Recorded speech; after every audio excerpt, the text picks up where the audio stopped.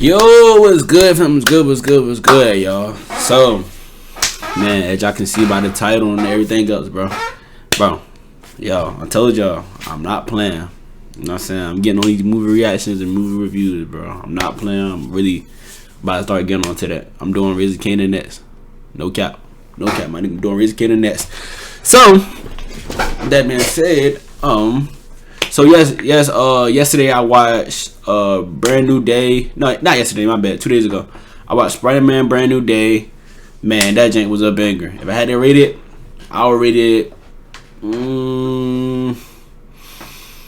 It was either a 9 out of. I wouldn't rate it a 10 out of 10 because they probably want one of the best Spider-Mans. Off the only reason I would rate it probably like top 3, and I say it's probably like 2, maybe 3.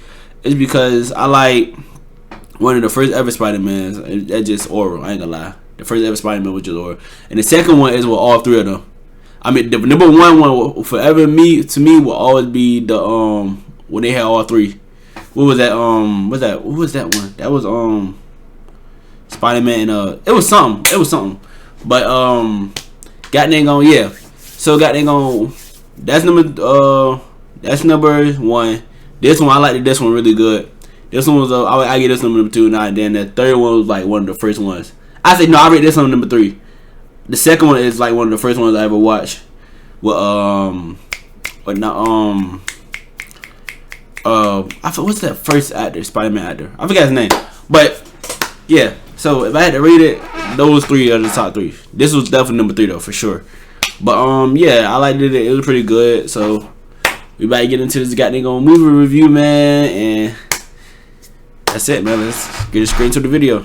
Outfit with a specific gray color tone that was coded Jean Grey. We all assume this is the case going into the movie, and the movie does reveal it. But she's initially introduced as just a mystery telepath, possessing random people in order to break into DODC facilities, seeking something she calls VMAX. Peter investigates this with the help of Detective DeWolf and Yelena Belova in her bathhouse office. When this telepath tries to break into Peter's mind, the memory of Aunt May from right after May found out Peter was Spider-Man, which was the final scene of Spider-Man Homecoming, causes Peter's emotions to spike. That, plus learning MJ has a new boyfriend, triggers a kind of spider puberty where Peter's arachnid DNA takes over. He gets heightened senses and strength. Bro, when I tell you that nigga Spider-Man is dumb strong now, bro, Spider-Man is so strong now, bro. It's ridiculous. Like, bro, this nigga came in. Throwing niggas. I'm like, yo, nah, I ain't never seen Spider-Man get that crazy. Don't get me wrong, that nigga Spider-Man, he already a powerful nigga. So just imagine him just coming in, straight picking you up and just throwing you through a wall, like, bro, it's crazy, bro. Spider-Man is just crazy, dog. And gets organic webbing especially now. Out of his wrists, causing him to chaotically spew webbing everywhere, like a far messier version of Peter 2 that we saw in the first Spider-Man movies. Terrified of this monstrous form he's becoming, Peter goes to Bruce Banner to ask how to suppress his DNA, something Bruce warns Peter about as being unnatural if used universally. The telepath figures out who Peter is and tells him to stay out of her way. Peter figures out this telepath needs to be within a certain range to jump into her next body, so he ends up stranding her in a webbed-up helicopter. But the telepath gets into MJ's mind and tricks Peter into kissing her and nearly kills MJ by dropping her off of a building. Peter has to hide MJ on Frank Castle, Punisher's boat, and it's here where Spider-Man and MJ research DODC files and facial scans to realize that this telepath's name is Jean Elaine Grey. Jean got the... And Jean Grey, that's the lady who she's an X-Men. That's the powerful Jean X-Men. I think she died and she came back. I don't remember. But I know she was the powerful girl in X-Men. Oh, but they went back in time. Oh shoot! I just thought about that. Man, I just unlocked the Easter egg for y'all boys, man. That's crazy, bro. She was the powerful girl in X-Men, but she passed away. But they went back in time. Hold Hold on now, I thought I just cut up with something. Middle name of Elaine from her mother Elaine Gray, whom we learn about in flashbacks, abandoned Jean and her older sister Sarah, played in this movie by Olivia Booth Ford, due to these girls' telepathic mutant abilities. Sarah had gotten detained by the DODC and saved Jean by possessing her to make her sister run away and hide. Sarah wore a green and yellow hair scrunchie, the colors of Jean Grey's Marvel Girl costume. So just to back up here, Jean Grey is a key member of the X-Men, played by Famke Janssen in the early... See, I knew I won't lie, bro. I knew I was onto something, bro. I knew I wasn't tripping. Your X-Men films, and by Sophie Turner in the First Class era. Originally going by the moniker Marvel Girl in the comics, Jean is an Omega-level mutant with God-level psionic powers and a host to the Cosmic Phoenix Force capable of reality warping. She later marries Scott Summers, Cyclops, and becomes part of a very complex family tree as her clone Madeline Pryor bears Scott the son Nathan Summers, aka Cable, while Jean later... Damn, he going all the way to the comments. Okay, I fuck with this.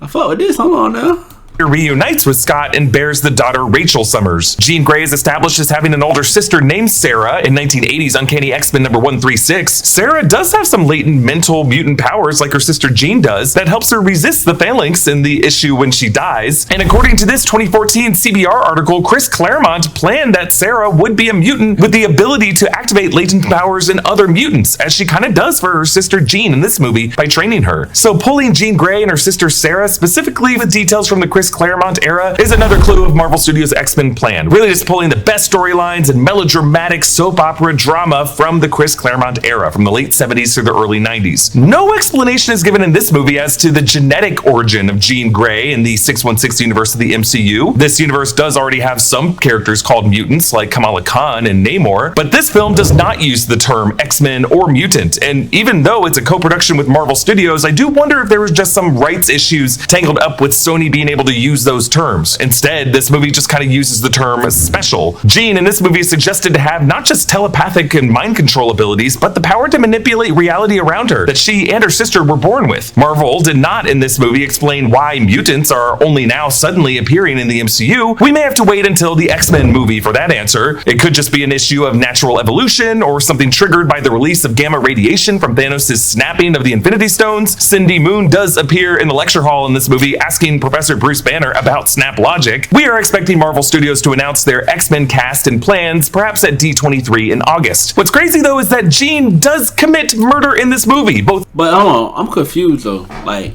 okay, and I don't mean to pause it, but for all my comic book people and all my people that's real into Marvel, because I'm trying to get into Marvel. I mean, I be watching all the Marvel movies. Don't get me wrong. You know what I'm saying? I'm one of them type of niggas. I go to the theater all the time. I watch Marvel movies, Marvel shows. I done watch a lot of stuff about Marvel. But what was her reason of this? Like, what was her reason of like picking with Spider-Man though? You know what I mean? Like, what was it that she had to fuck with Spider-Man? Was it because he just got in her way? I don't know. Like, damn. I mean, don't get me wrong. Like, I seen the movie, so I mean, she was attacking him because he was trying to help and all that. But like, oh no, I'm tripping. Nah, she was trying to save her sister. I forgot. Yeah, that's what it was. She was trying to save her sister from the people that took her. So it wasn't really no. Okay. I understand now. Never mind. Attempted murder by trying to throw people off of buildings and walking one man directly into traffic and getting wiped out by a taxi. And yes, she does hijack MJ's body to cruelly trick Peter into kissing her, which really is assault in 2 ways. And this is all before Jean knows that her sister is dead. So I won't be surprised if some part of the Phoenix Force is already inhabiting Jean. Like, she is certainly entering the MCU from a very dark place. But getting back to the plot, Peter and Frank Castle go to stop Jean from breaking into the DODC HQ vault tower and to try to put the inhibitor chip on her, but they realize that she has inhabited Bruce Banner and turned him into his Smart Hulk form by breaking his inhibitor bracelet. Then Jean inhabits Frank, and Banner hulks out to his bigger original Savage Hulk form, leading to the coolest fight of the movie. But Savage Hulk resists killing Peter, and Peter's able to get the chip on. But I tell you, that joint was so lit, bro. That shit was lit, dog. When I seen Hulk and Spider-Man go at it, that's like a fight of the ages, bro. You would never expect them to fight. It was just crazy, and And that just goes to show you how strong Spider-Man is too. Like, cause he really hung with Hulk, like in his like Hulk form, like not no weak, you know what I'm saying, Banner or whatever that was.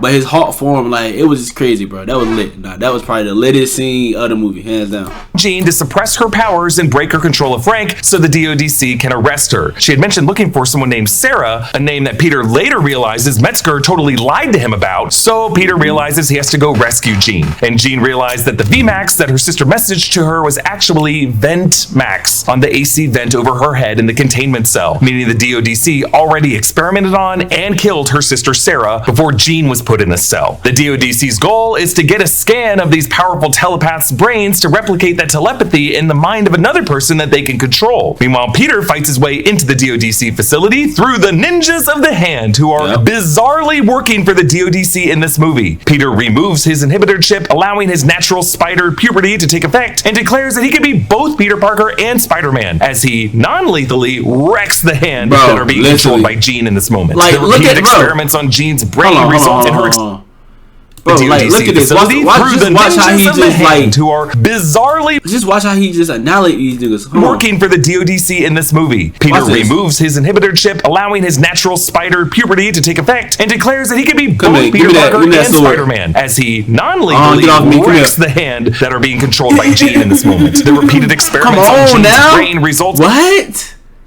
Bro. That nigga's overly strong now. That nigga overly OP, dog. And her expanding her powers, as the tech working with Bill Metzger says her brainwaves are somehow affecting the objects around her. Jean blasts her psionic waves across the city out from Roosevelt Island, possessing the minds of most of the New York area and freezing them in place. Peter appeals to Jean by letting her inhabit his mind, and we return into that bedroom memory with Aunt May. And now Jean takes Peter's place on the bed, as Aunt May tells her that there will be people who do monstrous things to her because she's special, but she wants her to know that she's beautiful and that there will be people who love her, not because she's special, but because you're you. In this beautiful way, the film shows how the light inside of Peter Parker really comes from Aunt May, and that light will be needed to make every MCU mutant from here forward feel less alone. Frank Castle fires a sniper rifle bullet at Jean, and Peter steps in front of the bullet. Jean uses her reality warping powers to keep Peter from dying, and he recovers in the hospital. Bill Metzger's that was tough. That was tough. She kept that nigga breathing the whole time. Like, she listened to this nigga mind and kept him breathing. You know, at first she couldn't get into his mind. So it was like, when I seen that, bro, I was like, wow. Nah, that's crazy work. It's crazy how she moving. Still missing, and the DODC is being investigated for their human experiments, though it sounds like Bill Metzger, as he is an anti-mutant figure in the Marvel Comics, will be kind of leading the charge of hunting down mutants in the MCU in the Mutant Saga, kind of like a William Stryker figure. Meanwhile, Jean Grey takes the bus out of town to someplace that looks upstate, perhaps Westchester County, where an Xavier Institute might be waiting for her. Peter ends this movie no longer hoping for MJ's love, as she had told him that the version of her who loved him is gone after the memory wipe, and instead he reforges his friendship and memories with Ned by doing their iconic handshake. And the fact that this is how the movie ends could explain everything about this mysterious post-credit scene. We know that after a big movie like Spider-Man Brand New Day comes out and you want answers, you come to New Rockstars because you know you can trust us. Trusting the sources you get your news from is important, but it's not always so easy. That's why we like Straight Arrow. With Straight Arrow, it's easy to kickstart your week. Gang. Fries in the bag, gang. To you, free from manipulation, bias, or agenda. Welcome back to Trustworthy Journalism. There is one post-credit scene. We see Ned's Spidey Tracker app that he had been using throughout the movie to track the locations of Spider-Man. We see a pin on a block in Queens, and the app's voice says, "New Spider-Man sighting. Location unknown." It continues repeating that as the screen zooms out from this digital version of Earth, keeping that pin of our Spider-Man's location on that same block in Queens, but then the screen moves past the moon as foreboding music plays, and there's a red-tinted glitch on the screen, and then a multicolored glitch, and then a new pin appears floating in the stars, and we hear that voice say, "Location found." And the pin continues to beep more rapidly. And then on screen, Spider-Man will return. But it does not say where or when or which Spider-Man. So what does this mean? I see three explanations, and they all have to do with the events of Avengers Doomsday and Avengers Secret Wars, which will feature Robert Downey Jr. playing Victor Von Doom, and an adaptation of Jonathan Hickman's Time Runs Out and Secret Wars storyline, in which incursions, aka rifts between realities in the multiverse, cause alternate Earths to collide with each other in space. space. As of the Thunderbolts post-credit scene, those alternate Earths are already appearing in space in the proximity of our planet. And in the Doomsday trailer, we can see these Marvel heroes from different realities all fretting about these 3 Earths being on a collision course with each other. Doom's plan seems to be to use these broken fragments of these 3 Earths to piece together a new world that he will call Battle World. As of this taping, Tom Holland has not yet been confirmed to appear in Avengers Doomsday, but he is expected to appear at least in Secret Wars, if not also in the movie before it. Meanwhile, Sadie Sink's Jean Grey has been confirmed to return in Avengers Secret Wars. So what is this Spidey tracker telling us? Theory 1. Our Peter Parker got abducted via Dr. Doom's magic and teleported into Battle World as it is forming in space near our Earth. Note that I don't think it's that. I think that's too far deep into it.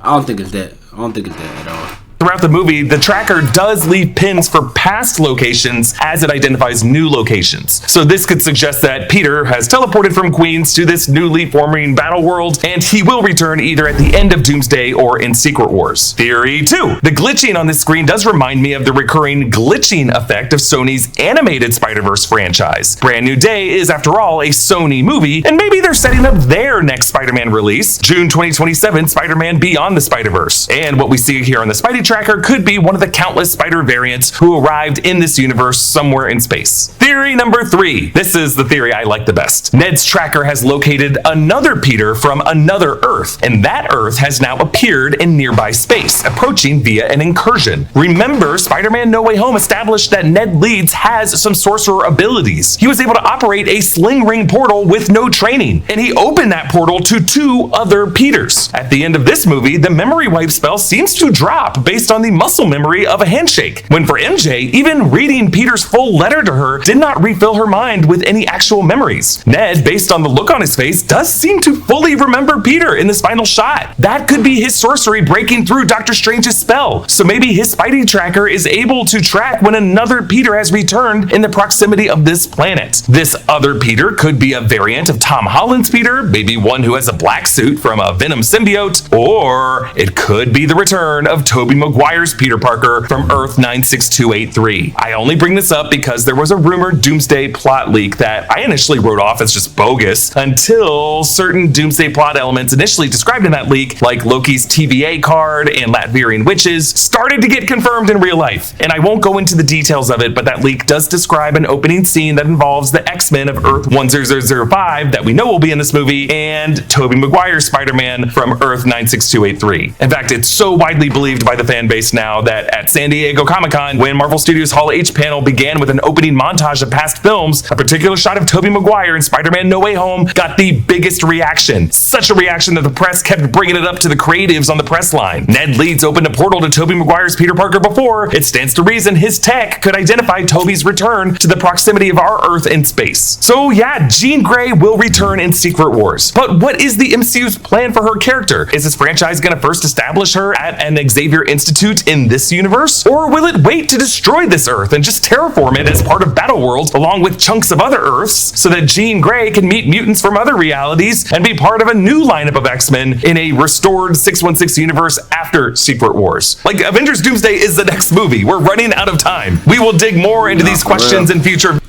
Nah, for real though. But I mean, he was cooking. He was cooking with that little review. I ain't gonna lie, he definitely cooked with that joint. That's for sure. But I ain't gonna lie, bro. Damn, it could be a lot of possibilities, bro. What y'all think at the end? All my Marvel fans, what y'all think at the end, bro? What Spider-Man y'all think? Y'all think he got, you know what I'm saying, transferred over to the Secret Wars? Or y'all think, you know what I'm saying, it's just a whole new Spider-Man? I think it's the old Spider-Man also. If you had to ask me, I think it's the old Spider-Man. I definitely think he traveled to that too, but I think the other 2 Spider-Mans can come back too. Because they only brought it back from one movie, and I already know the views when they had brought all 3 Spider-Mans back went crazy. So they're going to do it again. That's one thing they're going to do. They're going to do it again. But man, that's the end of the video, man. Make sure y'all like, comment, subscribe. And if y'all want to see any more reactions, man, make sure y'all click these 2 videos at the top, man. If y'all want to look at the gaming channels, the Life channels, I drop a gaming video, drop a vlog. You know what I'm saying? My most recent videos are down in the description, man. Short videos down in the description, man. So that's it for today's video, man. We out. Peace.